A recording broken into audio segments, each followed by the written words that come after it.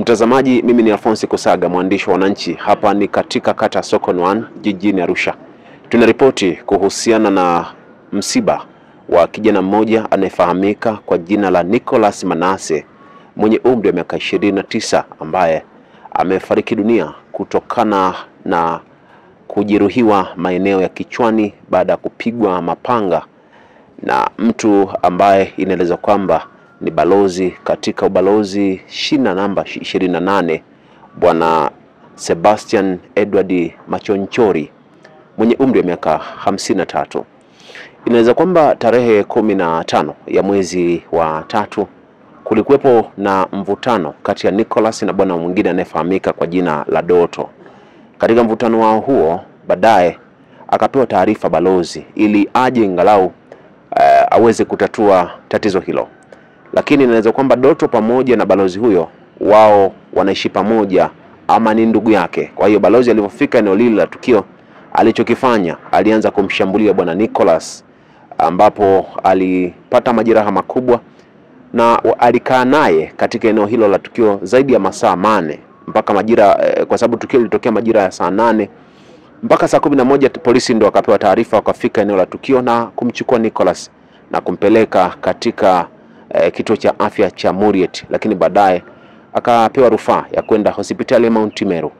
Lakini huko Nicholas akafariki dunia. Na kinachofanyika hivi sasa leo ndiko siku anazikwa, lakini kwa mujibu wa taarifa zinaweza kwamba mpaka sasa hakuna taarifa rasmi ya polisi ambayo imeeleza kuhusiana na tukio hili, licha ya kwamba balozi huyo pamoja na mwenzake tayari wanashikiliwa na jeshi la polisi kwa ajili ya mahojiano zaidi. Kwa majina naitwa Manase Hussein Mnyansoli, ninaishi Murieti, sehemu inaitwa Dampo. Tarehe 15 siku ya Jumamosi ya mwezi wa 3 nilikuwa nimeenda kazini. Kutoka huko nikatoka huko saa 11, ile nafika nyumbani nikamuona mama anakimbia katika barabara moja ina hapo shuleni panaitwa Ken David. Basi nikataka nimuite, lakini nikashindwa kumuita kwa sababu nikasema si simu anayo, ngoja nifanye nini, ngoja nimpigie simu. Nilivyompigia simu haipokelewi. Nikaondoka nikafika nyumbani, nikaingia nikakuta milango yote imefungwa. Nikatoka hapo nikasimama nje kwa sababu kuna kamlango geti, nikafungua nikasimama nje, nikasema sasa nielekee wapi.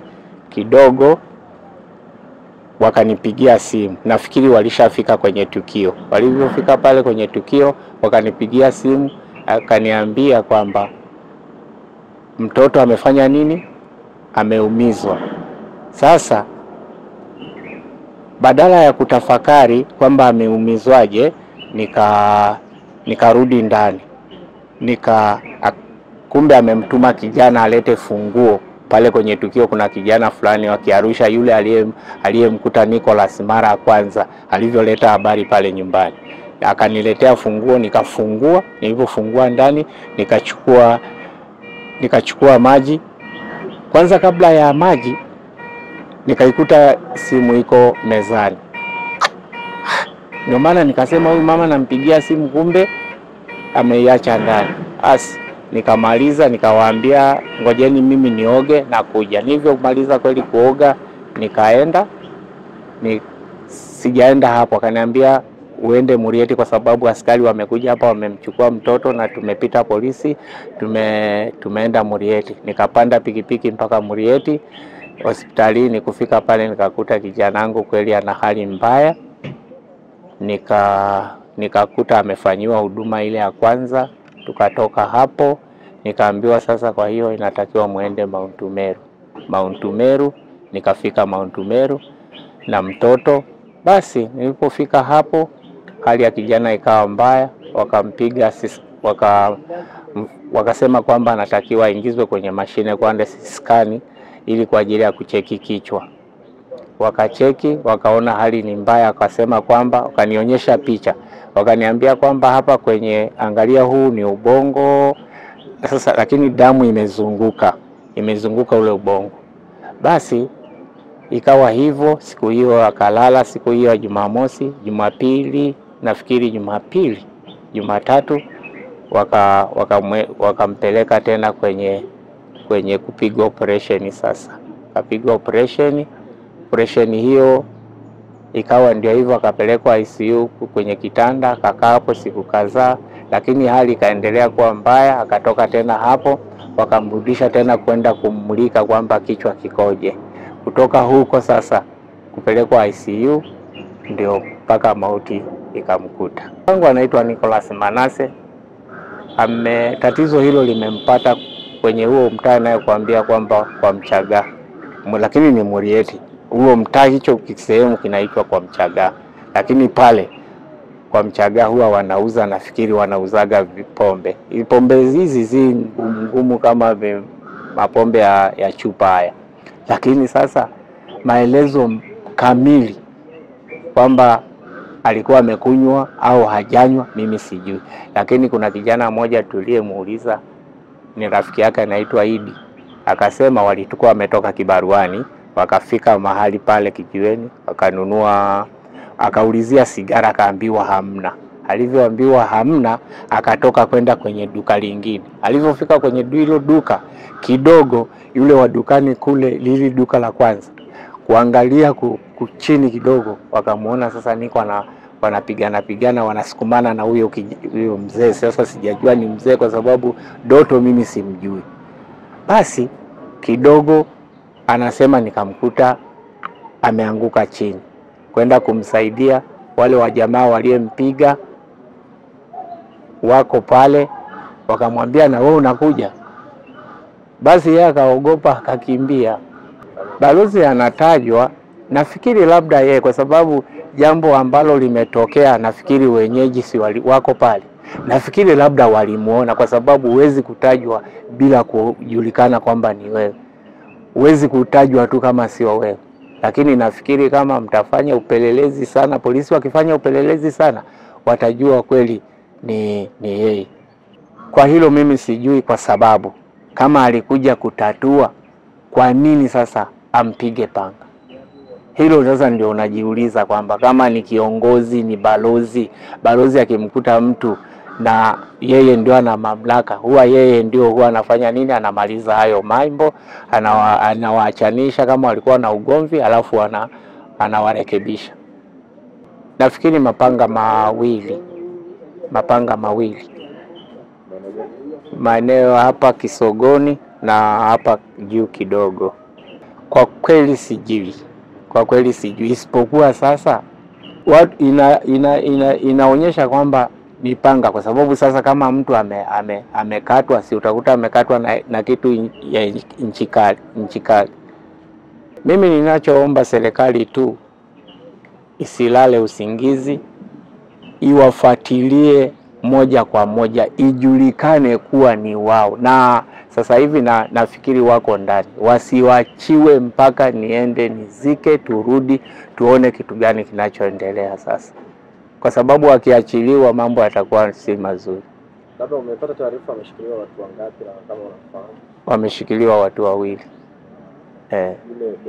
Doto na huyo balozi. Jina kamili sijui anaitwa nani hajawahi kuniletea kesi kwa kweli.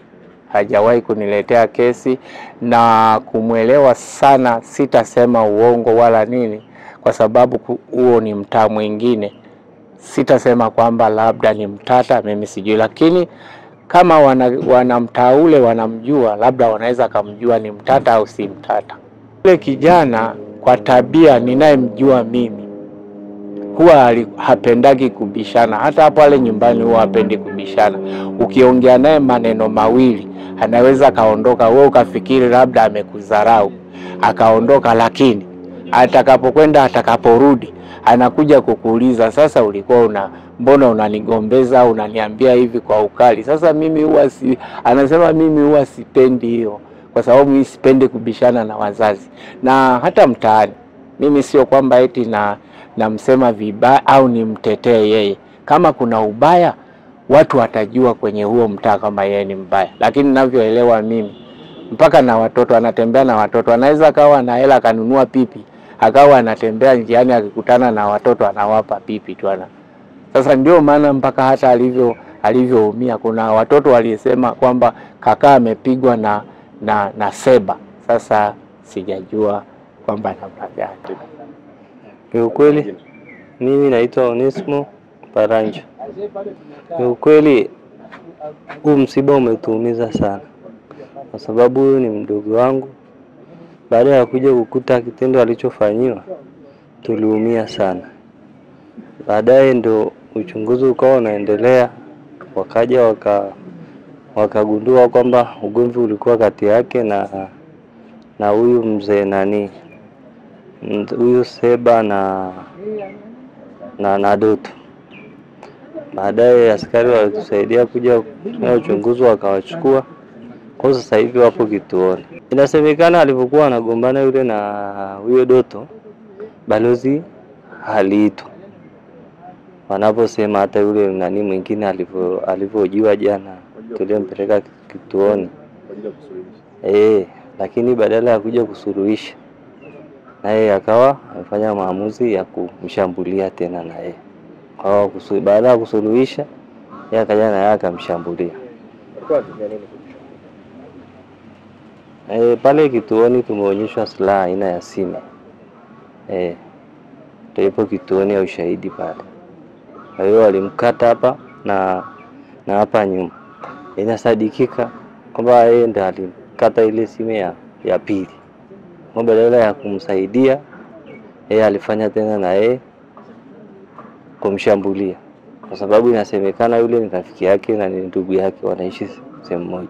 Kwa yule nani shahidi wa kwanza ambaye nimempeleka kituoni jana, kwa sababu yeye ndo alikuwepo na mdogo wetu, walitoka kazini.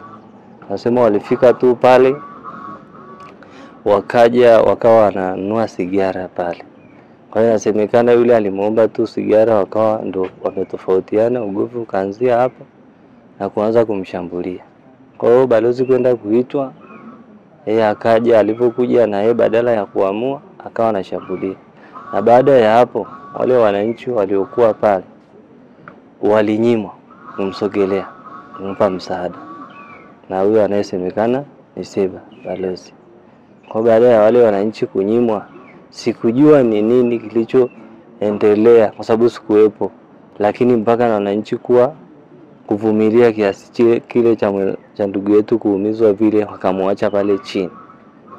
Hao tukujua walikuwa na kusudi gani la yeye balozi kuzuia asiguswe. Alikuwa ni mtu mpole tu, alikuwa anaga shida na mtu yoyote, hata kuuliza majirani pale alikuwa anaga tatizo lolote. Kwa hiyo siwezi kujua labda nyuma yake kulikuwa kuna shida gani, lakini mimi kwa upande wangu naweza nikasema walikusudia fanya jambo kama lile. Sababu kumuumiza mtu kukaa masaa yote yale amekaa chini zaidi ya masaa 4 na mtu anavuja damu, na wao hapo wamekaa pale wanazuia labda raia wema kumsaidia, mpaka mama yetu alipoenda kupata habari kutoka saa 8 wanasema ameshambuliwa, habari watu wamekuja kupata saa 11 jioni. Sasa masaa 4 sasa. Kwa hiyo ilikuwa ni mapema. Kwa hiyo tujui kwamba walikuwa na kusudi labda la kumfanyeje, hatujui walikuwa na nini, hawasemi. Kwa hiyo sisi tulikuwa tunatamani tu yaani waseme kwamba ni nini walichukua wanamdai, kama mfanyie kitendo cha kikatili namna hii. Watu wamempoteza ndugu yetu. Inatuuma kweli. Watu kwa tunaomba haki itendeke. Huenda angeokolewa kwa sababu kwa masaa yote aliyokaa. Maana hata polisi hali moja akamwambia, wewe kama ni serikali ilikuwaje usitoe taarifa mapema mpaka mtu hakae masaa yote haya. Damu inaelekea imwagika nyingi ikaisha.